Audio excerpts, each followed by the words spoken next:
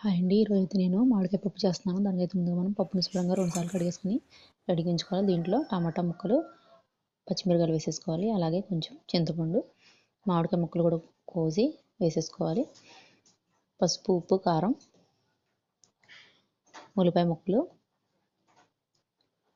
వేసేసుకొని దీనికి సరిపడా వాటర్ అనేది వేసేసుకొని కుక్కర్ మూత అనేది పెట్టేసుకొని ఒక 5 విజిల్స్ వచ్చిన తర్వాత తీసేస్తే ఇలా అవుతుందన్నమాట పప్పు. దీని పప్పు గుత్తో ఇలా మెత్తగా చేసుకోవాలి. ఇప్పుడైతే పప్పు పెట్టేసుకుందాం. గిన్నె తీసుకుని దాంట్లో ఆయిల్ వేసుకుని వేడైన తర్వాత ఆవాలు, జీలకర్ర, ఎండుమిర్చి, కరివేపాకు, ఉల్లిపాయలు, అలాగే వెల్లుల్లి రెమ్మలు 2 దించేసుకొని వేసేసుకొని